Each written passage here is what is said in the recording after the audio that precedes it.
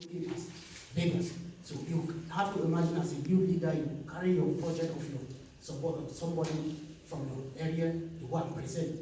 And at the level of presenting, you see this kind of treatment to you as a person presenting. How more about, would that person you are presenting his project ever receive funding? And if the funding even come actually, will you looking at the result you are already having in front of you? It is very difficult to believe that this thing will work. So in that we discuss and we have to put forward we have prepared a memo to address, and the document was presented to the minister, and they apologized for such actions.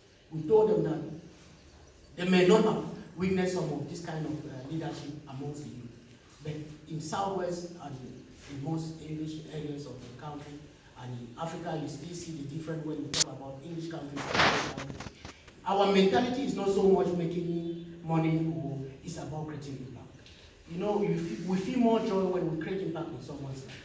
And that is why some of us, when we are talking about being bored, this issue of being bored is something that we, the young people, if we can avoid that, that is the killing aspect that may not take us to that in 2063. Because when you are a young person and you have a spirit of money in you, that money, no matter the source it comes from, you are ready for it.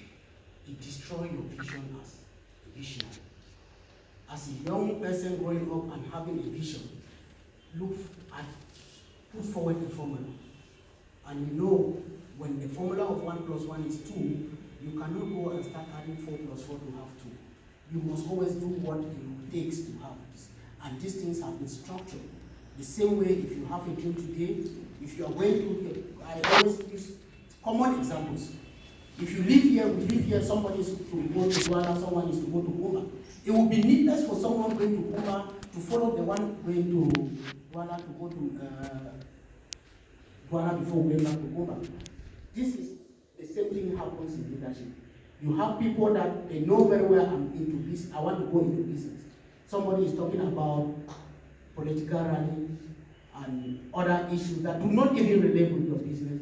You have to spend more of your time going there because of a dream, because of all these things. You have to minimize those things that will not take you to a reasonable stand where you want to be.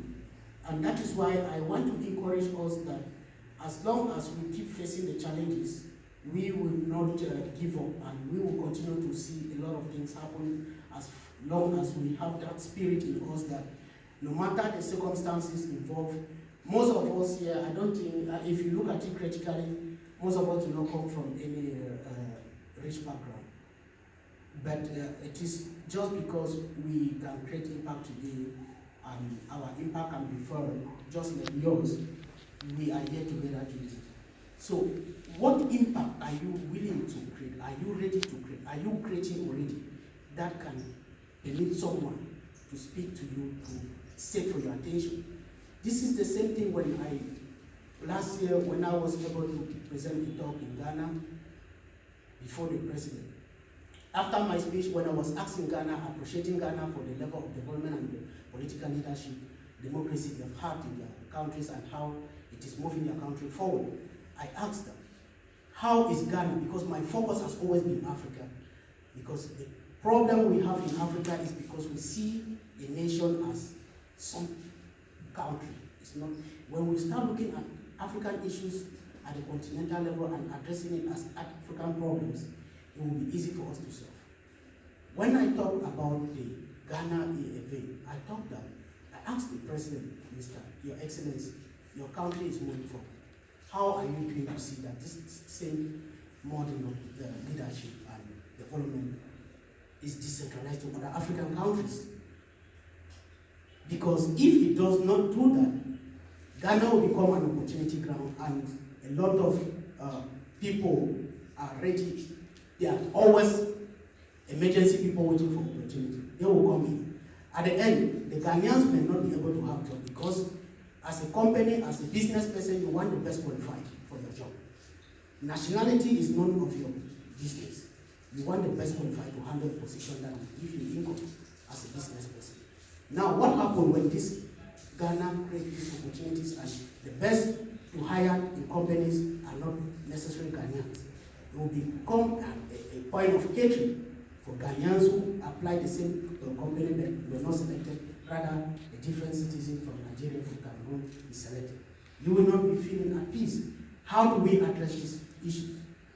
2 months later, after my speech, the xenophobic crisis again erupted in South Africa, telling us that if we don't start looking at African issues as personal issues, we will not move forward.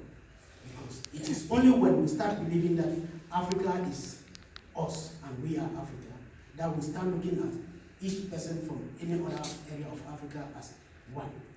Because if we don't have this mentality, what we are trying to do is mindset reformation.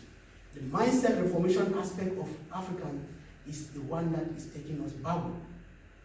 It is very true that some of us do not have the ability to really take tough decisions. And you know, weak decision takes you to weak places. So I have been severally asking myself and several panelists here that the future we are looking at, it cannot move if our mind is not changing. Because it's what he who controls the mind controls the action. We are talking about, when you look at this other agenda here, they talk about eliminating the all forms of colonialism. How can this be possible when we have China and France dictating to them? This is our time to start asking those questions because they will not be there. Because if Agenda 2063 is to be there, it's for us to live in. Those people, I used to sometimes, if you follow me, I said, Africa is unfortunate or fortunate to have their ancestors living alive and leading them. While we are other places, they go there to worship their ancestors in the grave, we worship our own alive. So these are things that, like I said, I don't like sweet talking. I like to say things that really makes you feel it, see the truth in what we are saying. So the Agenda 2063, how many of those leaders you know in Africa today will be there? No. Definitely, if we are blessed, most of us will be there. So the decision we take today, leave that agenda the way we want to see it be. What decisions are we taking today to see? Because when we talk about 2063, what is the decision? What plan? If you are planting a tree now, it gives you hope that I will come and water it. You have a limited time there. You program yourself. What are we planning? What are we doing? So it is our time now to look at those things as part of us and take charge of it. Because China is coming in, privatized. Most of everything important in Cameroon has been privatized. Not only in Cameroon, in other, I found it, not just last week we were discussing. You have Zambia, a country that is also our African country. A Chinese man who violated the right of a Zambian, and the minister sanctioned this person, seized the license. And this, the president of the country ordered this minister to go apologize to this Chinese. These are the things that we should not be accepting all the times.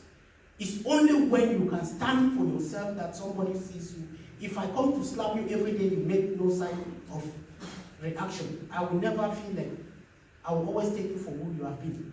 But the day I come and you challenge me, I start withdrawing my actions, the way I deal with you changes. So what are we doing to see that most of these things that are happening in other places, we can become part of it as a solution provider to most of those things affecting our community. Last year, I was fortunate coming back from South America in Turkey. You must have seen some videos that were circulating on social media about young Africans poorly treated in Turkey. I was the one who took those photos and videos so as to prove that young Africans who definitely they have acquired enough that could permit them start something in their own communities. Always believe in the dream of moving outside the continent to serve. But it's rather unfortunate when you travel out, where you find them, you cannot believe. So when I saw this thing, the reason why I'm bringing this thing is to tell you the power that we have, but we are not making use of it. When I saw this thing, it was not proper the way I saw it. I addressed the letter, most of them, because I had issues with my immigration and with my transit. So they took me to immigration. That is where I find that in the detention center, most 90% were Africans. And not just because they have committed a crime, just being an African is going to be a crime outside Africa. It is very definite that we know that. So when I asked them, why are you doing this one, show me the Turkey visa, but he's not allowed to enter Turkey. But why not send him back to his country? We keep him there, and he's going through unnecessary stress. You see, 1 week later when I left, when I landed in Cotonou, where I was to have a meeting, I refused to exit the plane. I told them I have an important message to leave it to the pilot. The reason why I chose to leave